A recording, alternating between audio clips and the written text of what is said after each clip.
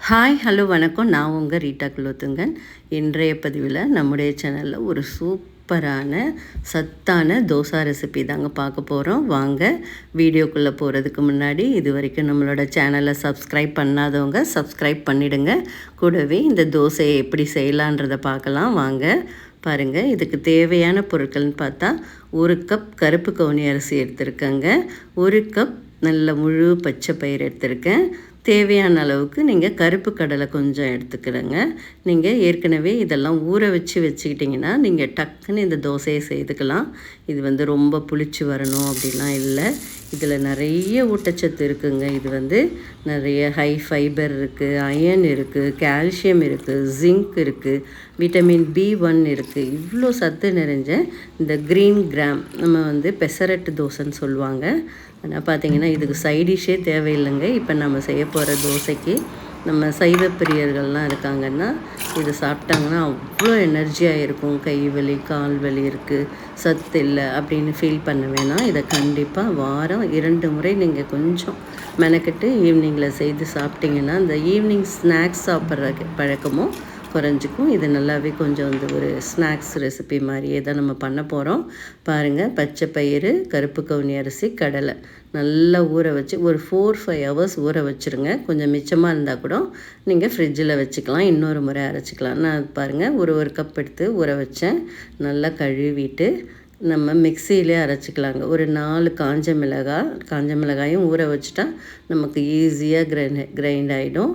கொஞ்சமாக ஒரு துண்டு இஞ்சி, 2 பூண்டு பல் எல்லாம் போட்டு 2 பச்சை மிளகாயும், கொஞ்சம் காரம் பிடிக்கும் நமக்கு, நல்லா டேஸ்ட்டாக சாப்பிட்டு பழகியிருக்கும் இட்லி தோசைன்னு. நம்ம சைடிஷ் சட்னி கூட தேவையில்லை. நல்லா கொஞ்சம் கல் உப்பு போட்டு அரைச்சிக்கிட்டு நீங்கள் அப்படியே ஊற்றிக்கலாம். மேலே கார்னிஷ் பண்ண கேரட்டு, கொத்தமல்லி தழையெல்லாம் தூவிருக்குங்க. உங்களுக்கு வேணும்னா ஆனியன் கூட அப்படியே நைஸாக அப்படியே கட் பண்ணிக்கலாம். இல்லை அழகாக நல்லா சீவல் மணியில் சீவினிங்கன்னா மெலிசாக மேலே தூவி அப்படியே சுட சுட சாப்பிடலாம். இன்னும் கொஞ்சம் எக்ஸ்ட்ரா காரம் வேணும்னா மேலே நீங்கள் பொடி கூட உங்களோட ஃபேவரட் பொடி வீட்டில் கண்டிப்பாக இருக்கும், அதை மேலே கார்னிஷ் பண்ணி அப்படியே சாப்பிடலாம். இப்போ நிறைய பேருக்கு அல்சர்லாம் இருக்கிறதால ரொம்ப காரம் வேணான்றதால நான் 4 காஷ்மீர் சில்லி, அது காரமே இருக்காது, அதனால தான் 2 பச்சை மிளகாய் சேர்த்து அரைச்சேன். ஆனால் சூடாக சாப்பிட்றணுங்க, கொஞ்சம் ஆறிட்டால் ரொம்ப கஷ்டம் சாப்பிட்றது. கண்டிப்பாக இதெல்லாம் உணவில் சேர்த்துக்கோங்க. சேர்த்துக்கிறதால நமக்கு ப்ளட் ப்ரெஷர்லாம் குறையுது. குறிப்பாக வெயிட் லாஸ் அதிகமாக குறையுங்க. உடல் எடை குறைக்கிறதுக்கு நம்ம எவ்வளோ உடற்பயிற்சியெல்லாம் செய்தாலும் நம்ம உணவுலேயும் கொஞ்சம் கட்டுப்பாடு எடுத்துக்கணும். நிறைய ரெகுலராக இட்லி தோசை சாப்பிட்றவங்க நல்லா டேஸ்ட்டாக இருக்குதுன்னு 4 இட்லி தான் சாப்பிட்டேன், 2 தோசை தான் அப்படின்னு சொல்லிட்டு பொடி சட்னி வச்சு நம்ம டேஸ்ட்டாக சாப்பிட்றவங்க நம்ம இதுக்கு சைடிஷ்ஷே தேவையில்லை. இதுலேயே கேரட் இருக்குது, கொத்தமல்லி புதினா கூட போட்டுக்கோங்க. வேணால் கொஞ்சமாக நெய் ஆட் பண்ணுறேன். கொஞ்சம் முருகலாக சாப்பிட்றப்ப நம்ம அந்த சமோசா மாதிரி ஃபோல்ட் பண்ணி கட் பண்ணி கூட குழந்தைங்களுக்கும் கொடுக்கலாம்.